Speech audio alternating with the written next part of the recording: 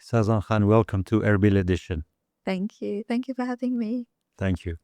My nest in Kurdistan. Yeah. I would rather start with that. Yeah. And I must say, you were a pioneer of blogging.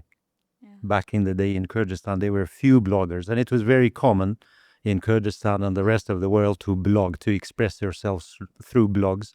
And yours was My Nest in Kurdistan. It's very obvious from the name. Yeah. How was that nest when you started writing that blog, and how is it now?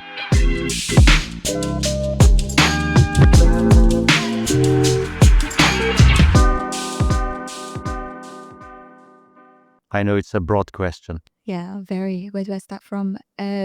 My nest in Kurdistan was born at a time where I didn't know I had a nest. I didn't know the feelings of having a nest, the emotions behind it. I didn't know where my nest was. So that's how it was born. But by the end of a long journey, I realized no, the nest is right here. And I think belonging is a big part of who I am. I was raised, as you know, abroad. And like many young people, I came back. I didn't like to come back. I came back because my father came back and we had to come back. And the blog was just me getting to know our culture, getting to know our people, the amount of people I've met just by writing that blog. And it was my way of just expressing to the world. But little did I know why I was an amateur writer, by the way. Just by putting that blog together, I didn't know that it had such a huge effect on me. And 18 years later, I think I started 2007. Yeah, So it's been I thought it 18 was years? 2009, but you know better. 7, 8, I think Wow. 7. Yeah, it was September. And I remember the first post I wrote was, I was born to try. Yeah, but I was young, 16, 17 at the time. Wow. And you were hoping, you chose that name hoping that Kurdistan would be the nest you were It is. looking for. And you don't know how proud I am to have fallen in love in the nest, to have married, to have made children. All the things that I think were once just magical fairy tales. Because I would hear my dad, for example, my dad would plant a tree and he would say, yeah, I wish my grandchildren would play under this tree. And it wouldn't make sense. You thought it was 1,000 years away. Yeah, and now it's happening. Those same trees, it's happening. Yeah, Yeah. exactly. So that means you have been living here since you started writing the blog My Nest in Kurdistan. And then, as you said earlier, we were talking, you said you have written things in your blog imagining what Erbil would be like, or what you would wish Erbil was like. And now it's becoming exactly that, but even too fast for your taste. Too fast, yeah. Yeah. In what way? I remember I wrote once Erbil 2020 or Erbil 2010, and it would be just, I wish we had a petrol station, a cafe, a really good school. I wish this, I wish that. Because Erbil, it felt like a village coming back to. But now it's all that, and sometimes you feel now I need an escape from Erbil. And I would have never thought that. But how proud I am to have witnessed, I bring it, I imagine like a child. So I didn't see it born, but I saw how Lear crawl, I saw it fall, I saw it learn to talk, I saw it grow. And it does feel like that. It feels like watching the development of a little toddler become an adult. And maybe that's how parents feel. You wish time would go back, don't you? Exactly. And I do. Now I don't know about you, Kakayub. I know now you've got some other projects on your side and you're probably more settled than I am. But my next dream is to actually have a little farmhouse outside of Erbil because it does get too much. Have you lived on a farm or done any farming, or this No, with but I a... will come to you for some lessons. Exactly. No, but I think I need that fresh air. I need that quietness. It's too fast. It's too crowded. It's a lot's happening. For such a little round city, right? Exactly. Yeah. It is literally, as it's here on That's this map. beautiful, by the way. It's really nice. 2 days old. The city itself 5,000 years, but this picture is 2 days The old. ring roads are beautiful. Exactly. They call it the spider city. I don't like that as much. I don't know why.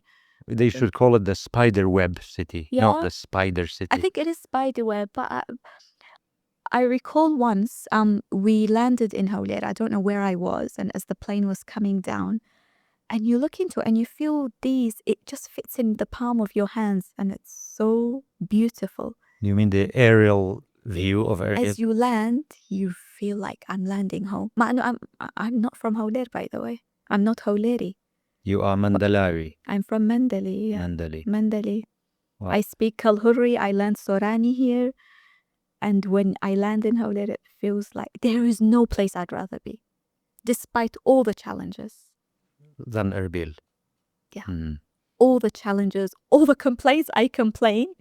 I think the complaints also comes from very good place. It's you wish the best for Exactly, yes. you want things to improve you, but I would not live anywhere else. Yeah, it comes from your own faith for the city, in the city.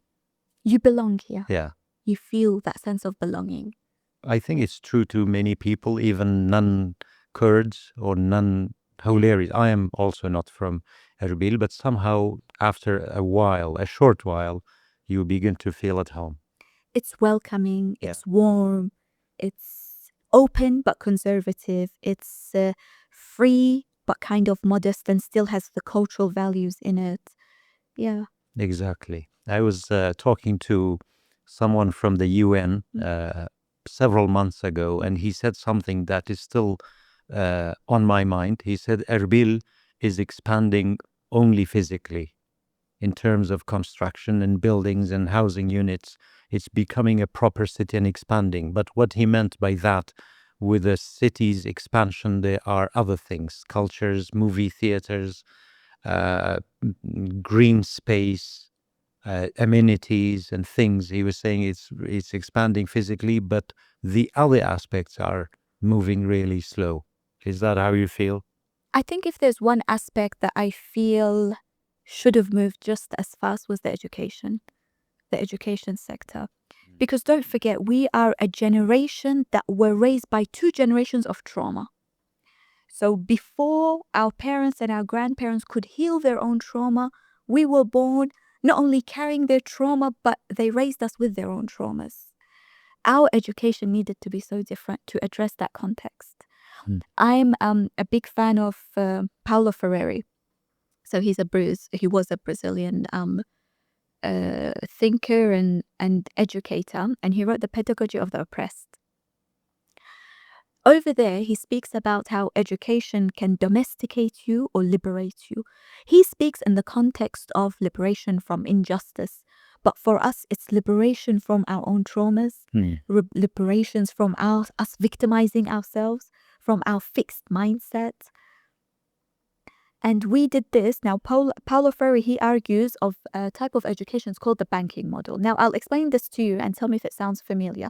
He says the banking model is where the teacher deposits knowledge into let's say like a piggy bank, which is the student, and they just take. It's one way. They have the power, they have the knowledge. This one receives, writes the exams, and that's it. And that sounds familiar to us, right? Yes, the memorization system. Whereas how it should be is the realities that we face in our society, it must go back into our education system. Education must be liberating in a way that it raises, he says, consciousness about politics, about social issues, about economic issues, about the realities that we face, everything from honor killing to this. Now, we can discuss that in a little bit as well about loving your nation and things like that. This also goes back to how we raise, what we educate in our classrooms.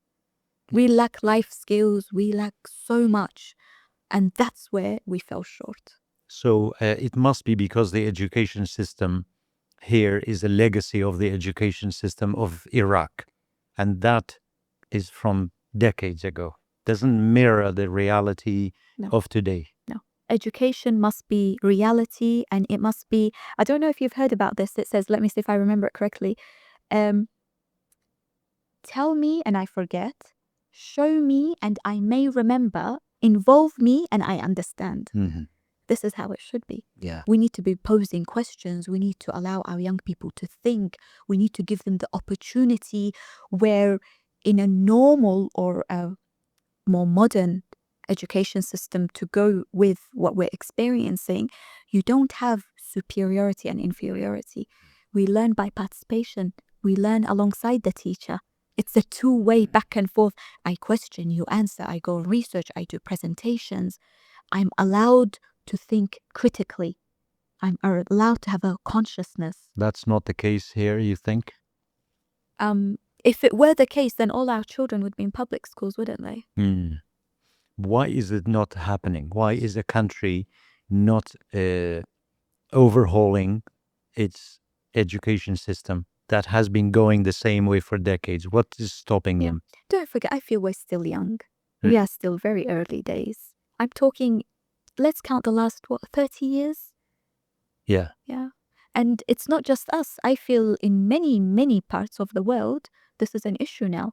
The development hasn't just come to us, this very rapid modernization. It's come to other parts of the world too. So it's not just the Kurdistan issue. It's a global issue at the moment.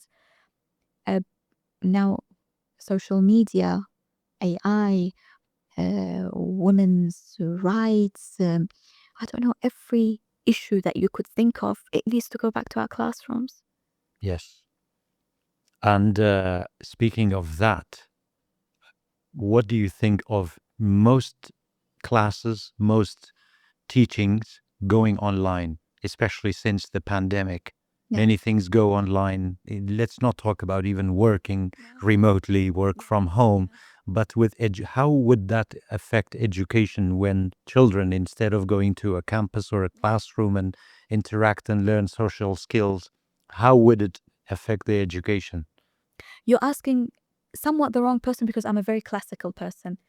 In some things, So I you like would the be biased traditional on this. ways. I like some things, I like it to be tradition, but we cannot deny there is so much that we can do online for learning. And it's so easy. It's at our fingertips. Learning has never been easier. That's true. Yeah. You don't need a degree to put on the wall. No. If you want to learn, how many self-taught people we have? Where you ask someone, yeah, I'm a self-taught artist. I'm a self-taught graphic designer. How beautiful is that? Linguist. Yeah, exactly. Now we learn languages online. There are so many programs for children in English. See, this is another way where we can invest a bit of time, thought, creativity, even money. How can we teach our Kurdish children online? Those here and abroad, you mean? Both in diaspora and locally. Exactly. You could reach anyone, anywhere these days. Learning has never become easier and more enjoyable as well. You can put it on in the car while you're driving. Yes. And courses are so much fun. Now I have a new hobby where I've got a bit of time. Yeah, I'll do that course. And it's so enjoyable. I think it was a few days back I was searching anger management for children or emotional management. And I realized there's so many half an hour, 1 hour, 2 hour trainings for children online. For the children themselves to take the course or For with children, their parents? For children, yeah. And but obviously abroad, but how lovely it would be to have content in English, in Kurdish, sorry. Who does these online? Are they specific institutions or individuals? I suppose it could be the government. It could be, imagine a day where I think we're working on it as well. I know there are some platforms who teach grade 12 students at the moment. So you don't need to have the money. You don't need to go pay private tutors. There's someone who's doing it for you online. Why not? Exactly. No, that's very useful. It's because not everyone is in the same place. I think now that the world has changed, we cannot move back. Yes. The question is, how can we make the best of what we have? And it's the same whether you're living in Kurdistan, in Australia, in UK, in Europe. It's here. It's there. Now we need to use it in the most appropriate way. But with education, I think in the last 20 years, I've heard often that they are adopting this Swedish system or bringing some elements of the education system from a certain country. Has that helped or is it not useful? It's nice to be inspired. It's nice to look up to models. But I think anything that is successful, it needs to be homemade. It needs to be tailored. My child is not like a Swedish child. My teachers are not Swedish children, right? Exactly. The environment isn't the same. Yeah, and it's not a Swedish system per se, but yes, good, but we can tailor. tailored to our own needs and also the social needs. Yeah. Yes. The one thing I mean, there are many things to pick from in the Yeah. education system, as I also went through the same education system here when I was growing up. It focuses so much on memorization. Is you have several subjects, history, geography, English, whatever. You memorize enough to pass the exam, and that's it.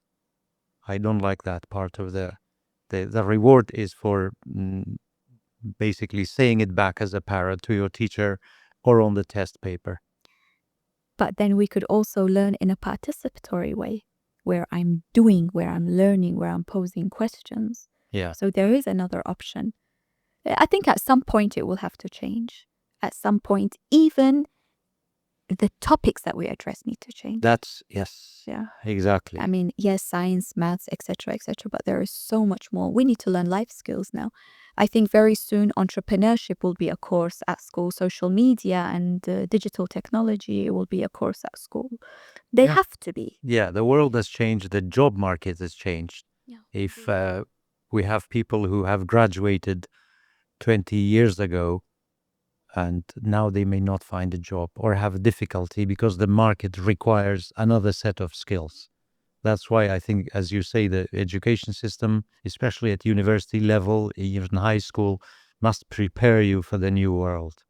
We're evolving very rapidly as a community, but it doesn't mean that us as people, we can't evolve. We need to evolve with it as well. Adapt in the right ways, because we could evolve negatively as well. Yeah. Exactly, going backwards. Yeah. And I often say that the world, things are changing so fast in the world. I've been working in the field of climate change for a number of years, and then you meet an international organization like the UN or others, and they talk to local officials here or activists here, and you realize they speak two different languages, because the UN or other organizations come with the latest data, with the latest terminology, latest sciences, whereas our people might not be on that level. Yeah. So that's true to many other things. In many fields, things move fast, and then it's so hard for some other countries to really catch up.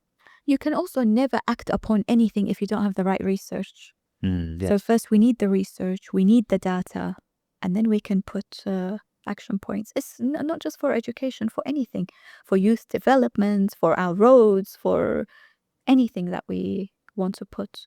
We need to go back to research as well. Yes, it's a little area that we lack, but very important component of our development. Yes, research and data. That's one thing I hear, or I used to hear, or still hear in many meetings with people about the environment, even about investment, economy, banking, as you said, for everything. I was talking to Soran Ahmed in Suleimani last week. He's a biologist and in charge of the biodiversity lab of Suleimani University. I went into that lab. It's another world. You have hundreds of types of beetles, butterflies, insects, skeleton of our mountain leopard, everything. And we were talking about wildlife conservation. He said some people just say, oh, we have too many wild boars that are destroying our farms. So we have too many types of this particular bird. And it's all wrong if you say that. You must have data, otherwise you will destroy this animal's life. Right? Yeah, you think they have to be culled because we have too many, whereas it could be only in one village. In another place, it's threatened. So that's one example that everything is so sensitive. You need good data to decide. And the researcher here is a very lonely soldier. That's true. Yeah. Like him and many others that I know. Every person I know who's into data and research and the academic world is like that. I think, is it the academic world isn't helping or not helping?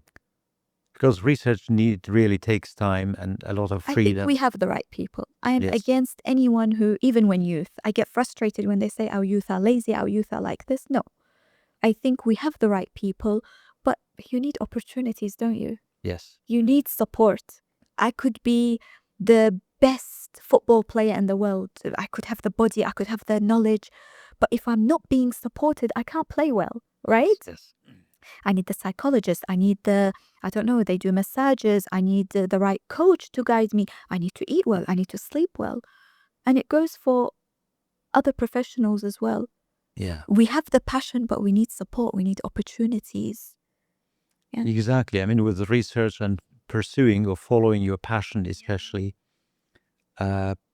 you need enough support to continue on that path, because we have, as you said, a huge young population, and then among them, I'm sure you can find people who want to study climate, some who want to go into sports, into writing, into everything. But if for a certain period of time they are not helped financially or academically, in many ways they might not continue and just go into another field to survive. Exactly.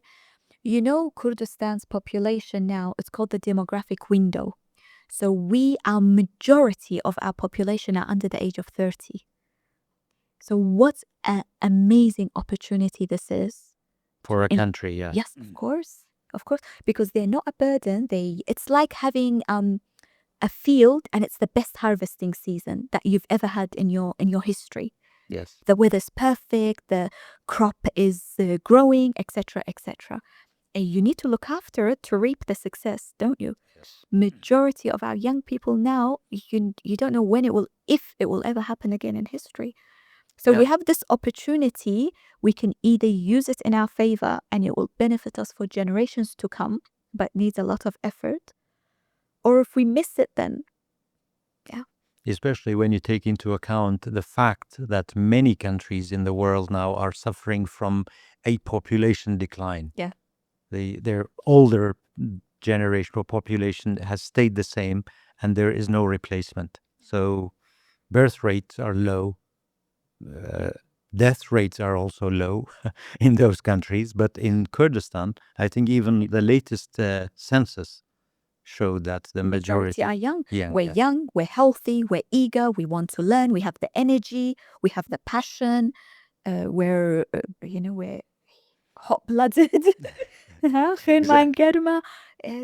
It's just the right time. That's true. And a huge young generation is a double-edged sword.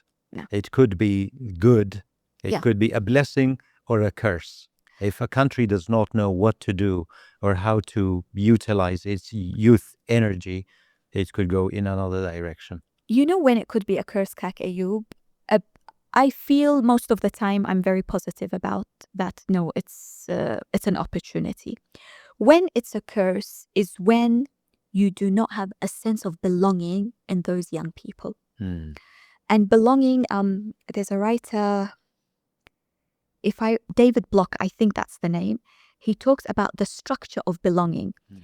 And in here, he discusses how in order for young people to feel sentiment, not young people, just people in general in society, to feel sentiments of belonging is they need to feel they're useful.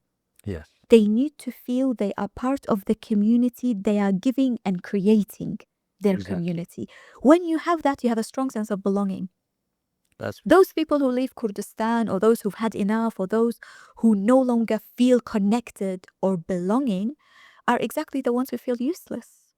But whereas someone who's feeling they're contributing and in a little way they're doing their thing, they have, I don't know, but just from your own circle, if you think of those people who feel productive, that they matter in this system, they have a sense of belonging. Why did our Peshmerga, they didn't have accommodation, they didn't have the right food, they didn't have doctors, they didn't have so much. Why did they feel that belonging? There was a cause, they're fighting, they're part of it. Every single one of them mattered. Yeah. And even this, it goes back to our education system. Why is it young people are not visiting the Barzan mural? They're not visiting Halabja. What do you think is the reason? It's support. Obviously, you need finances. It's not difficult. But you also need teachers who know how to teach in such a way. Yes. Why is it that my child, if I don't speak about it, they would have never known about Thales and that their own uncles, they were killed? Yes. And when you speak, and when they speak to a genocide survivor, when a genocide survivor sits them on the floor in their school and talks her life story, how I lost my sons, what happened. When they grow up and they have a contribution, they do something, they matter. That's how we create belonging. That's true. I mean, it's very important for everyone to know the history of something or some of its details to Feel, feel to exactly. feel. If you saw someone who protested or said, I don't want the KRG or the Kurdistan regional government, I want to go abroad and help with everything, I think, as you said, it comes from ignorance. It comes That's from why I feeling think, useless. yeah, the feeling older like it generation doesn't are more matter. appreciative of what we have because they remember what they went through or what they saw. This generation, they didn't live through it. Yes, We only grow up by what we hear from our parents. Some of our parents, they did a good job, and some, it's not discussed. And don't forget, some trauma is not discussed on purpose because it's a way of the person coping and dealing. exactly. How else are we going to have that belonging in our young people? Yes. Yeah. I mean, true, with everything else, with nature, with our animals, with our cities. We have these amazing cities and mountains and ancient sites, Yeah. but our students or everyone must know about them. It will, I think, trigger your curiosity to go and see something in Zaho or something in Kalar.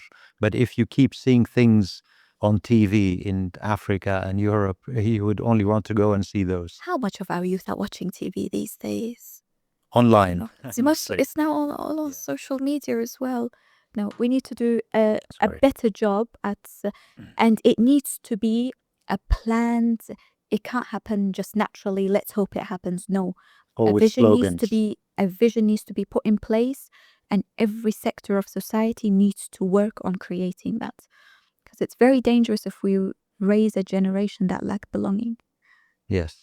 Oh. But the other thing is that the Kurdistan region, unfortunately, if you look at history, every 10 years we have been through some conflict. Yeah. Literally every 10 years, we become stable and things start to work, and suddenly there's a war or an invasion or something. Once you have to fight for your survival non-stop, you barely get time to work on other things. One of my uncle's wives, she's elderly. I think she was telling me, I'm trying to remember the number, 13, 17 times she's rebuilt a house from scratch. The same house. Not the same, but moving, starting from scratch, moving, starting from Mm. scratch. It's difficult. It's easy said, right? Exactly. And it's not move to a better place, to a nicer place. No, it's because I have to relocate for danger, for my children, for this, for that. Yeah. It's not a choice. It's a must. We've gone through a lot, Kakayu. We're a nation that's gone through a lot. I remember in 91 when there was the famous, what you call exodus or march of people. In 91, people left for the mountains because after the uprising, the Iraqi regime came back with vengeance. And I remember we had just returned to Halabja, my family, after 3 years of being away. And that time my father said, I'm not going to move. I've had enough moving. They had moved in the 70s, in the 80s, in the early 90s. In 91, he said, we are in Halabja, very close to the border. If the regime's army reached us, we will quickly get to the mountains. So despite the dangers, people like my father said they had had enough. Yeah, resilient. Yeah. And then tying it to that same topic is that I think that I've been recently feeling that we people in Kurdistan, especially the young generation, even the older generation, I'm not one of those who say that we have to start from school. Recently, I was talking at a conference in Zaho, a climate conference, and I've said it elsewhere. I so often hear people say, we must start environmentalism with school children. We must start this. And I said, how about the current generation? Should we all sit down and do nothing? We have to start with everyone at the same time, not put all the responsibility on the poor 4-year-olds. I think when you have a vision for your nation and you have a very clear goal written and everyone knows it, every institution does its own to contribute to it. The media, the social media pages, the school, the teacher, the parent, the signs on the roads, the police, right? Exactly, yeah. And that's how we can... you're very passionate about environments, right? Yeah. Yes. So my point was that we have to, when I said everyone has to be involved, Yeah. is one way is for people, whether students or graduates or older people, to express that basically to ourselves. It goes back to literature. For example, there is not much literature on many things, whether it's the environment, our history, our traumas, Anfal, or those other things. There is very little literature, whereas I wish we could train more people or discover the talents in every household in the Kurdistan region who could write, because the more you write in Kurdish, in English, in any language, just fill the air and the internet with literature, I think that would help. I agree. Yeah. It would help. That's why It's beautifully said. Yeah. you started with your own My blog. blog. Yeah. And it's funny, it's transformed. Before we used to write in newspapers, and then it became a blog. And then it's now I write long captions on Instagram. And now people are on 10-second videos. Exactly. It's crazy, isn't it? The It's attention span evolved. is either 3 seconds or 3 hours. Yeah. I have some people, they say where it says read more, we don't click anymore. We stop there. I actually love that more. I just always go to the... Don't click the read more. It's fine. You don't need to. Yeah. But it's evolved, hasn't it? It's Yeah, it has changed. But as you said, I'm so grateful personally for the internet. And there is nothing you can't answer. Yeah. There are answers, there's information, everything at your fingertips, especially with AI nowadays and ChatGPT, if it's rightly used. It is, you said it very well, if it's rightly used. And how many of us are using it rightly? Yeah. It's also another concern I have for young people. We don't have very exact statistics, but at some point I just did my own research and I'm working on it now. Young people, they spend on average 5 hours a day online. On? Yeah, online. Yeah, on what topics? That's the question. Exactly, right? And you would assume, let's say, if one of those hours was on something positive, but now World Health Organization, UNICEF, many international organizations, they have confirmed that anxiety, isolation, depression, low self-esteem all comes from Loneliness. Loneliness, of course, all comes from Or, being online. being online, yeah. There's a theory now, many authors have brought it up, and it's about how now likes and following is a social currency that people use. So they rate their confidence or their social status by how much likes and followers they have. This is a catastrophe. That's sad. It's sad. Exactly. And what can we do to prevent ourselves before it's late? And I am one of those very, very pro that laws and regulations, it's time we set them. It's time we said that Australia very recently, I don't know if you know or heard, 10th of December this year, they will introduce a nationwide legislation, that anyone under the age of 16 cannot access social media. Any platform. Any platform. I'm not sure if LinkedIn and YouTube are part of it, but X, Instagram, TikTok, Snapchat, all of them, because they have research that it's affecting the mental health of the young people. Good on them. Exactly, yeah. Good on them. 16 years, let them go play with mud, let them run, let them build, let them use their hands. Yeah. That's how it should be. Not spend it all on consuming. It's whatever you're seeing, you're comparing yourself, you feel others are better than you, you are obviously wasting time, but it really puts down your self-esteem. There is research that confirms the more time young people spend online, the more depressed they are, the more they have low self-esteem, the more they feel bad about themselves and their lives. So let's do something about it. Yeah. I When mean, we go to a restaurant, children have a mobile phone in front of them. Catastrophe. No, it really frustrates me. It really does. I agree, yeah. And becoming famous, you can do it overnight.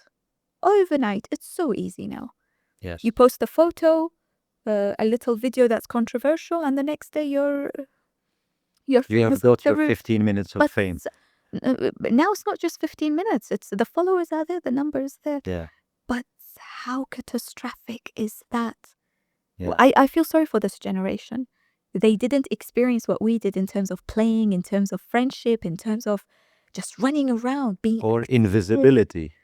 I mean, we were invisible before social media and everything being online. You could invisible in the sense that, as you said, you would interact with the real world. Now you don't interact with the real world, but constantly visible online. Now I understand so well. I've made so many connections online. I've met so many like-minded people. I do not undermine that. But when it comes to our children, when it comes to anyone under 18, I think it should be very, very strict on what we access and also on content creators. I'm sorry, but now you have a social responsibility. You are more influential than any influential person in the world. Yeah. And what are you influencing? The food that you eat, the makeup, the car that you drive, or your jewelry? It's disgusting. Or your ideas. This is not to say there are some amazing content that I consume and I love and I support. There's so much that reminds us of our identity, of our culture. But it's always the more negative that have the more attention. Yes. And it's time that they were also held accountable because they have a generation in their hands. And we were talking about school. School, you walk to be at school. But these influences, no, they go to your bedroom. They're under your blanket. Yes, that's true. And a friend was saying some years ago that he said, there are people that I wouldn't want to see even from 1,000 miles away. But when I lie down in my bed, they are on my screen. They're close to me. Yeah. Yeah. But then you have the issue of everything you take away, you must have a replacement. With the young generation with so much energy, if you take away their access, this window into the world through social media, we need to have other programs. What saddens me personally is that during the summer months, when schools are closed, we have tens of thousands of young students doing absolutely nothing for 3 months. I wish they would work in bakeries, going to clean gardens, doing something that's energy, Productive. untapped energy. When you remove it, a bored child is a healthy child because they will think. Children, when you give them the space, they will be creative. Yes. Just remove it, and then there is a reactive period where they, I think it's called something when you take away from someone, and then after that They will find the withdrawal symptoms. withdrawal. Yeah. So the withdrawal symptoms disappear, and they're bored, and out of boredom comes creativity. That's very true. They will find a way. Yeah. They're very, very smart. And children, I'm talking 16, 17 as well, not just toddlers. Yes. But it's time Kurdistan does that before it's So never what too if late. people But said this is censorship, this is interference in personal freedoms? the role of the government is to maintain the well-being of its people. And if that is the well-being of our generation, then let it be. Exactly, yeah. Yeah. The future of the country, basically, that is. Yeah. Yeah. And since we and the younger generation consume so much content on the internet, going back to my earlier point, is that we must contribute to all this content, not for ourselves, but for a wider audience. I think that's how internet and AI works. It builds on a wealth of data, whatever is online, whether it's video, text, PDF. I feel like we are also poor in that sense. In Kurdistan, we consume, as with everything else we consume, we must contribute. Like find a way for people, for teachers in their own fields, engineers go out to the field to work. I wish they could just write a blog about their day, just to fill the internet with data so that AI becomes rich when it comes to Kurdish reality. I think we are very passive users. Yes. It's good to be a user, but an active user is always. Yeah. I mean, people think that I'm on social media all the time, but I'm there, I put a post, I write something, and I'm out. Whereas someone, they might use triple my time, but they're just scrolling. So very passive. Yes. But it's important that when we are online, we become, and also not active in the sense we're swearing and putting people down. No. There's even an etiquette to how you write a comment. Comment is everything these days. But you could express, but in a very lovely, in a very intellectual, constructive way. You don't need to agree with everything you say. But even then, we need to learn, right? It's not nice. I feel it reflects a lot on the culture.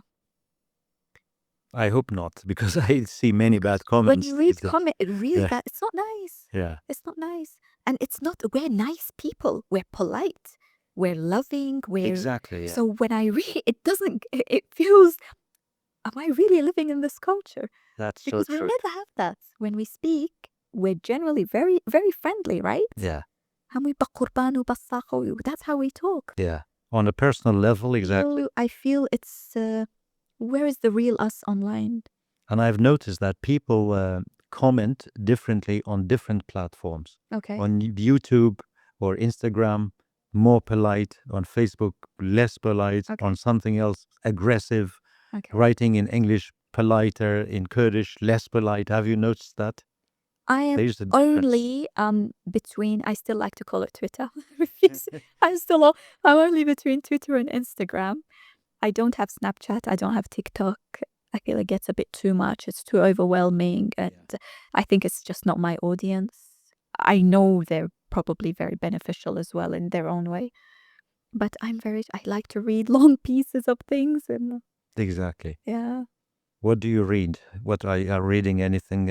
Are you reading digital first of all, or hard copy? I like hard copy. And believe it or not, I know you might find it very waste of paper as well. But if I like something, I save it, I copy paste it, I print it if it's long. And I like to read and highlight. I've got a few books I'll show you, highlight and write on it. And yeah, I mean, nothing replaces the actual book. For me, the whole enjoyment is turning the page. I had a Kindle. I still have I think I read a few books on it. I was like, it's nothing like the real one. Exactly. Me too. I have, I don't know. I think the last time I used my Kindle was 2 years ago, and I was reading the biography of Queen Victoria. Interesting. Okay. Yeah, but I could always go back to it. I have many books saved on Kindle, but again, it replaces the fact. I mean, if you can't access the actual book, where we are now, you could buy an online copy. It's nice because you highlight, you save. It has so many lovely features. Yeah. But I don't know, some things are nice not to be changed, Kak Ayub.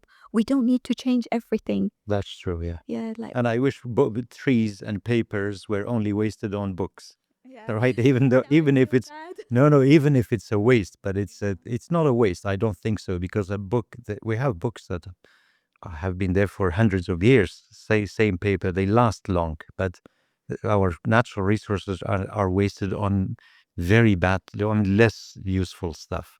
By the way, on that note, we need to work on the culture of reading as well amongst our younger generation. Yes. I don't know why we don't read as much. Now, I don't know, if I go somewhere in a waiting room, I have a book on me, it feels awkward. Sometimes, you get stares. People might film you. No, they're staring at you. I'm reading a book. Exactly. That's so true. Yeah. Do you listen to audiobooks? No. Oh, okay. I don't think I have ever listened to an audiobook. I would rather read. I listen to the radio and podcasts all the time. But no. But with books, I've never. I would rather read a book. I listen now Holer is so big and this traffic and we drive more often, and it's lovely. It is good, yeah. But I must say, actually, last week, I listened to the Sherlock Holmes series in audio. Interesting. Because it was listed as the podcast. Yeah. And normally, at night I listen to podcasts, I try to listen to something as unrelated to today's reality as possible. So things from the 1500, 1600, explorations, Captain James Cook, Sherlock Holmes, because I can't be working in reality all day and go back and listen to news channels. Indeed, yeah. No. But it's lovely, isn't it? You have access. It's such a privilege. I think the recent census, it says, 70% of Iraq's population, so that's good 35 million have access to the internet. Yeah. So imagine if we all made positive use of it and build our capacities and learned and took courses and listened to all these phenomenal people talk. Yeah. When you listen to a podcast or when you listen to an audiobook, that person, they might have spent 10, 15 years of their life learning something to give it to you ready in an hour. That's true. Yeah. And I respect that so much. Yeah. One podcast I listened to twice just by chance a few nights ago. I was listening to the BBC radio. For half an hour, they were talking to a woman named Liz Morris, and she's an expert on glaciers in the world, how she spent her entire life and studies to protect the glaciers in Greenland, in the Antarctica. So then I said, this is very interesting. I must go into the podcast app and find more about Fine. her. So I searched, I found one podcast and I pressed play, and it turned out to be the one that I just finished listening to on the radio. So I listened to it again. But exactly, it's an amazing world. And with the internet, despite our criticisms or concerns and fears, it's on the other hand, you could reach, as you said, 40 million people in a second if you have something good And to I say. feel there's too much knowledge and I can't catch up. And Yes. you want to make use of everything. And I love that. I love that. And I hope I get to teach my children when it's the right time for them to be online, to know how to make good use of all this access that they have at their fingertips. Yeah. Yeah. So that's why I was saying that for the Kurdistan, Yeah. which our discussion or our nest is, or Iraq in general, I wish like more people were involved in telling their stories. Stories are missing. This is my feeling. We think that stories is for story writers, for storytellers. Whereas Storytelling a truck driver could be. I would like to know the story of a truck the driver. most powerful tool. Yeah. You know, we keep going back to the blog, but I think it's a big portion of who I am and who I've become.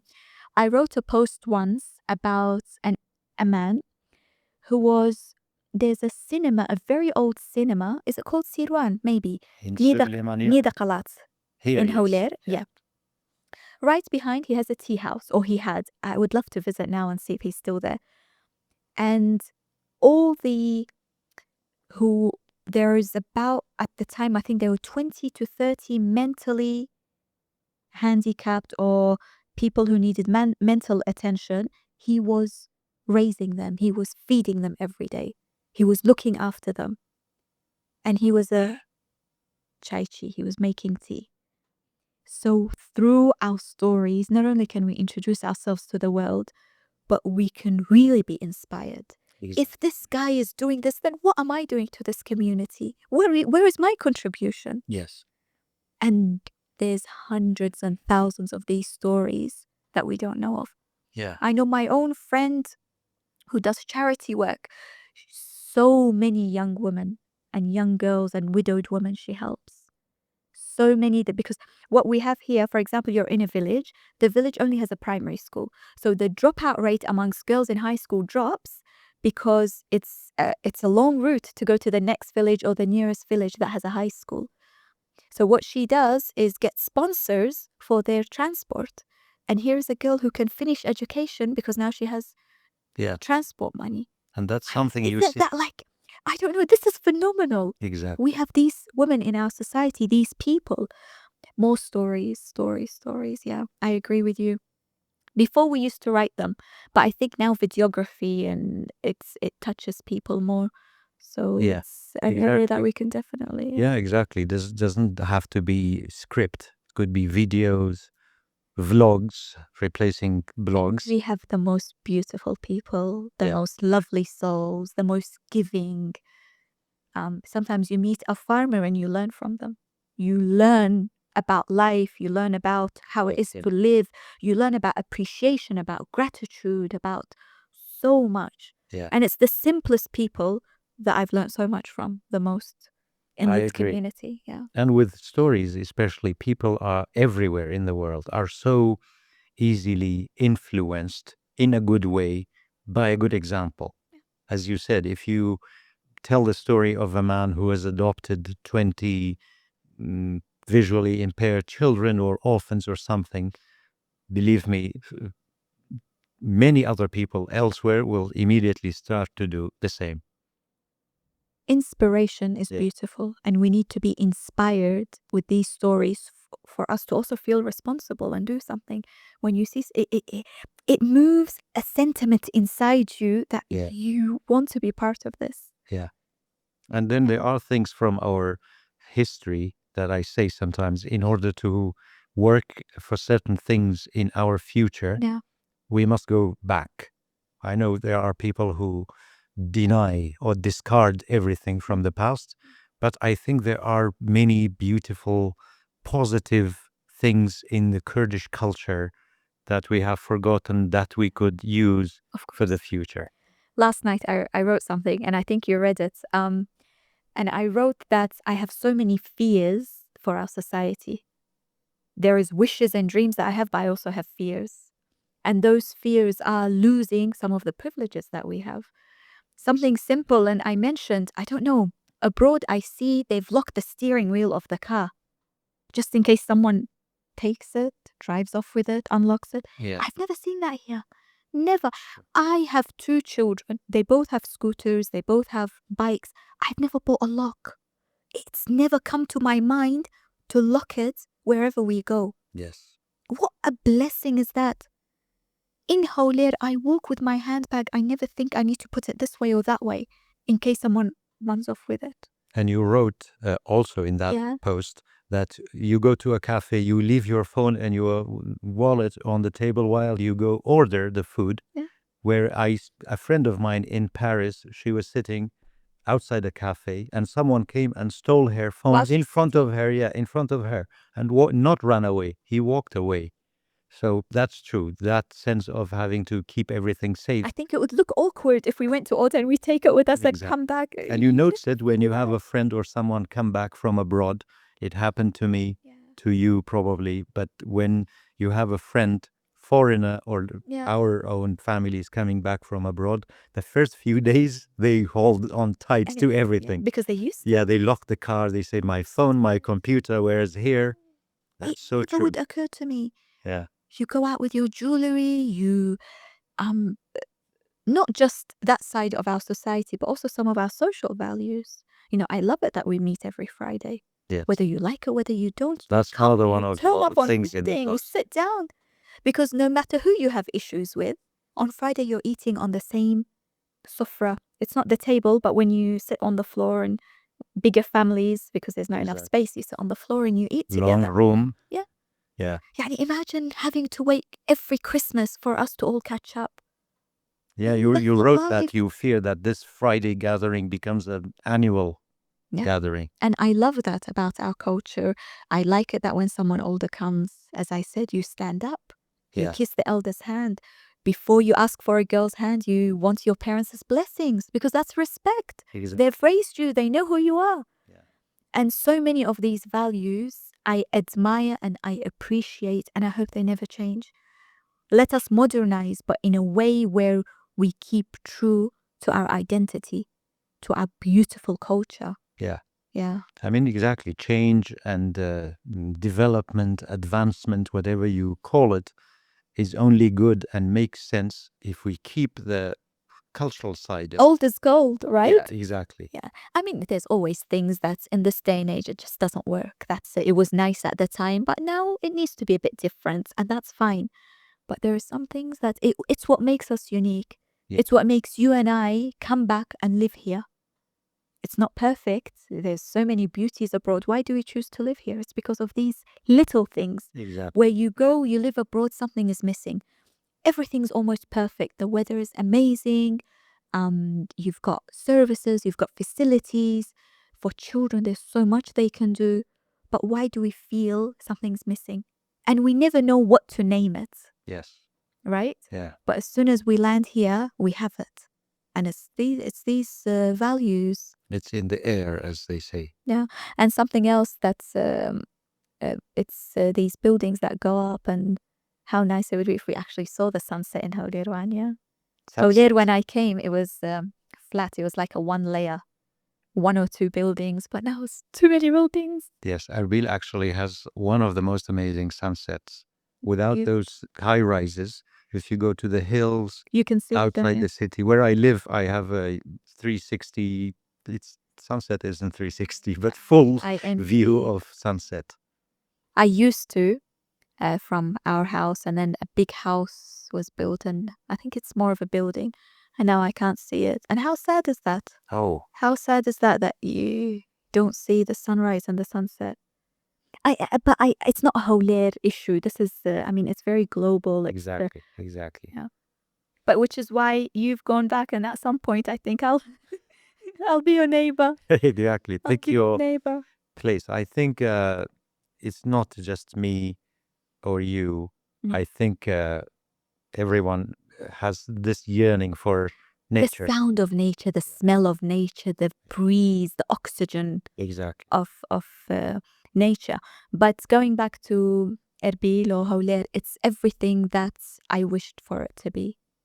Honestly, the dreams that I had that felt a bit weird or, oh my goodness, will this happen? No, it's there. It's there, and maybe more extreme than I. So your want. wishes have become fears now, or concerns. It- Here you called it Not fears. all, but to some extent, now you're at the stage of let's preserve. We don't just want to run ahead. When I came to Hawler, we didn't have a petrol station. We had to have the jelly cans, and I was like, how nice it would be to just have a petrol station and go and buy yourself a coffee. And now we have drive-through coffee, and not just a petrol station. Now you can get it delivered to your house, order it that- on an app. Yes, that's true. There is a truck that I see around Erbil sometimes, a mobile gas station. On a truck, basically, that would come to wherever you want. You order it to your house on an app. Yeah. In how long? 20 years? Less than 20 years. So we've really done a good job. Yeah. And I appreciate that. And I appreciate the safety that we have. This is something you cannot take for granted. I can walk at midnight all alone and not feel harassed and feel so comfortable. That's And if I was harassed, there'd be other men who are strangers who'd come and protect me. Where am I going to find this? No place in the world. exactly. And I love that about here. But I wish it was a more walkable city. Speaking of walking alone at night, I wish we had walking facilities, like the pavements are occupied by shops, half finished, half not finished. While we have, Erbil has the potential of becoming an amazing cycling and walking city, but I don't think it is. You know, Kak Ayub, I feel now we're in a good transition, and now is a good time to make the city, raise the awareness on disabilities. We need to make it disability friendly. Yes. I don't like it when I go to a cafe or a public place and someone with a wheelchair can't come in.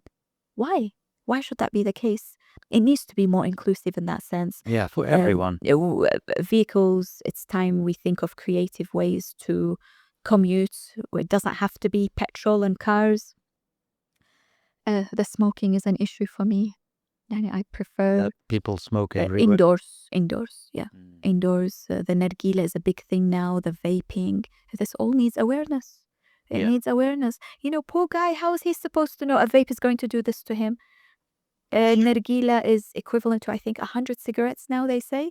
Oh, If someone knew, then they wouldn't. They wouldn't. exactly. It goes back to, we all now have a social responsibility, including our media.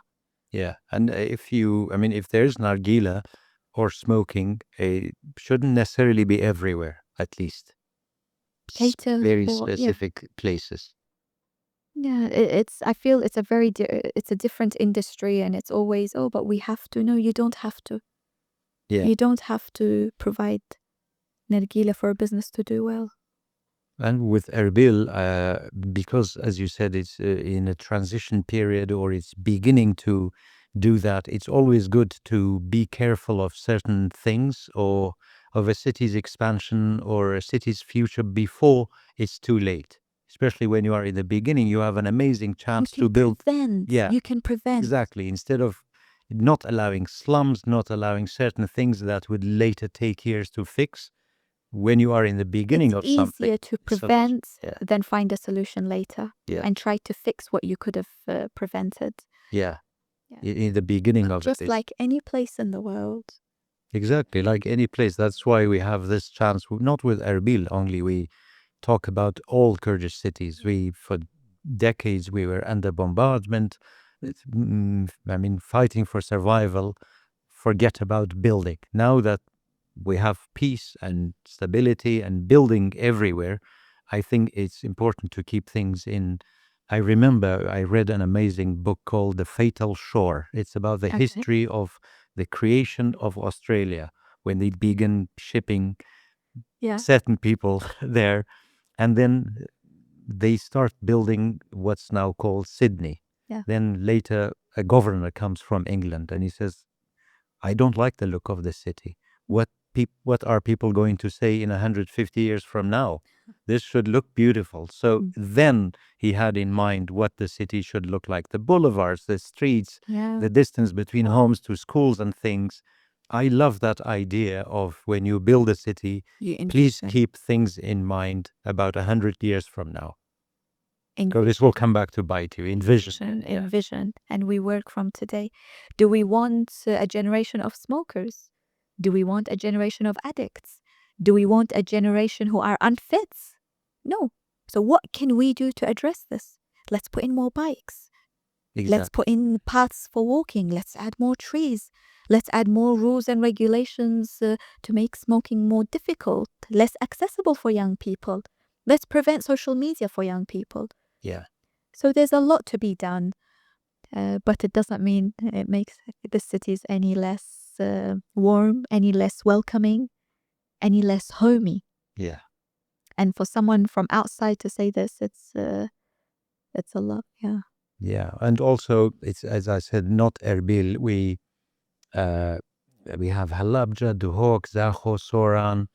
It's good, I think, if certain things were available everywhere else. But in the Middle East generally, or some countries, there's this gravity and attention towards the capital, like best services in the capital, the ministry of so-and-so in the capital. Whereas if you distributed across the country, everywhere would develop together. I mean, my area is the Germian area in Mandalawi, and I went there and it's heartbreaking. Heartbreaking, yeah. Obviously, it's Kurdish territory outside of the jurisdiction of the KRG, but still, it hurts you. Yeah, and because especially I love Germian probably more than anywhere else in the Kurdistan region because I worked there years ago. I spent a lot of time in Kalar, in Kafri, near Khanaqi, in Jalaula. The potential there is amazing. The loveliest humans. The loveliest humans. That is without a doubt. I say so myself. No, they are. If someone asks me, the hospitality in Kurdistan, as you know, is great, but Germian beats them all. Very warm people, very simple. Very simple, very genuine. They give you everything they have. They don't even participate in the food with you. They just sit there and treat you like a king or queen to make sure the guest is the happiest. Yeah. And then with agriculture, that area is we have the Awan River, Sirwan River, flatlands, very fertile ground. Yeah. And we have some of the rarest antelopes or gazelles in Germian. Okay, interesting. Many Interesting. of them. But as you said, it's sometimes heartbreaking when you go to those areas. But the reason, once again, is not our fault. It was always the forefront, the front line of problems, political, military problems with Iraq. I think that's a whole discussion way beyond this podcast. But at some point, I mean, one of my goals is to, the least you could do is just build the capacities of the young people in that area. Yeah. Yeah, and I think people, given a chance, they don't really want to leave their area. That's why you have someone in Canada or New Zealand or anywhere, they miss home. Yeah. They miss a single tree or something about their country. It means they, down in their hearts, they did not necessarily want to go. Yeah. I think when you have the right opportunity, why would you not stay in your homeland, right? Exactly. Whether it's in Kalar or Rani or anywhere, it's better to stay and make use of the energy. By the way, one thing that we didn't touch on, but I would love to work more on, is confidence of young girls and young women. Yeah. So my daughter, she's, and it goes back to awareness, She wears glasses. And how often I walk with her or she meets someone and they say, why is she wearing glasses? But imagine as a 4-year-old how that feels. Exactly. Why? What's wrong with her eyes? I mean, why should... It's self-explanatory, right? Exactly. You don't have to So ask. I sat her down once and I just asked her questions. At the time, she couldn't write, but she's very eloquent. So she replied the questions, and in 10 minutes, we had like a book. Wow. And then I came back and worked with an illustrator, and we actually wrote the book. Based on her answers. It's all her answers, her words. We just did a bit of punctuation, even the tense, everything. I didn't want to play around with it. Yeah, to keep it Very, and at the back of the book, I wrote what I asked and what her responses were. Wow. And it's her drawings. And it speaks a lot on confidence and inclusivity. So if you look, we have, for example, children with freckles in the book, curly hair, short hair. There's a girl with a hearing aid. There is a girl with a prosthetic leg. And it's about putting in the minds of young girls and boys about, they've got a mole on their face, about inclusivity. Can I have a look? So this is Lenya's book. Wow. And it's entirely her words, but when Lulu's glasses. we call Lenya Lulu. Can this be found in bookstores in Erbil? And I will leave that for you. Yeah, it's available. Thank you very much. Our friends at Haval and I think Amazon have it. And she always says we're all special and we're all different. But that is true, isn't it? Yes. And I do wish for our society to be a bit more inclusive of the marginalized and the more vulnerable. Yes. And this can be physical and sometimes it's mental, isn't it? Yes. Yeah. That's very true. I would love to go somewhere and see someone with Down syndrome serving me coffee. Why not? Why not? Yeah, So as you said, we are all different. And we're all special, as Lenya says. Wow. And then this is the last copy, Kak Ayub, that I have of My Nest in Kurdistan. I was going to ask you if it was all online or exists in a book form. This is not the blog. This is, I had in... the title is... Can I read you this back part? Yes. So it says, when I was a child, my father would sit me on his lap and tell me, you will fly like a bird to all countries and places. You will become familiar with the most amazing experiences. You will fly to have fun, to learn, to discover, to be adventurous, and to find yourself. But in the end, you will always go back to your nest. By the nest, he was clearly referring to Kurdistan. Years later, when I spread my wings and began to fly, fall, and fly again, I realized father's words were correct. Every single word. Yeah, bless him. So what it was, in the Kurdish Globe, I had a column at the back of the newspaper at the time, I think for a good 4 or 5 years, once a week. And now when I look back, I mean, some of it is childish thought, some of it, like, why did I write this? But it's part of growing up, isn't it? That's true. I mean, exactly. Yeah, it's a reflection should only look back fondly. Exactly, because that's how you were feeling. So as a 17, 18-year-old or a bit later. This was published in 2011. Yeah.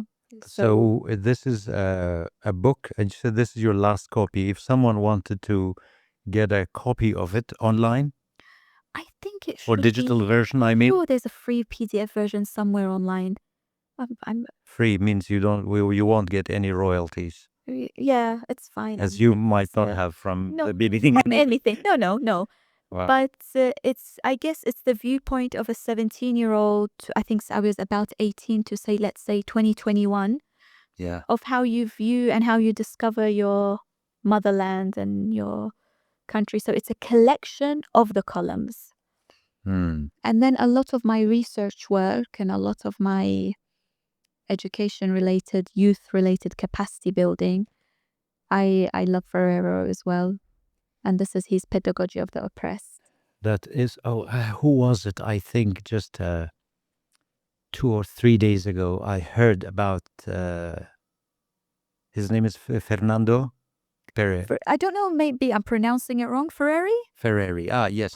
Paolo, not Fernando. Yeah. Paolo, someone else. I think he's a different person, yeah. It was him, yeah. Paolo Ferreri, Brazilian. Someone else, he said that he has written about the relationship between the oppressor and the oppressed. Okay, then maybe it's this. Could be this one. Yeah, it It's a could be. coincidence. No, then it could be. Then it could Wow. be. And it's beautifully written about what education can do to liberate people. Maybe not political liberation, but just be part of their growth, of their development, and how This learning is can differ. what you are reading or you have read. No, this is. Yeah, I'm not going to plug in this book because this is not yours. But No, it's not mine. No, but I think I read a lot of self-development book these days. I don't know. Maybe I'm in need of.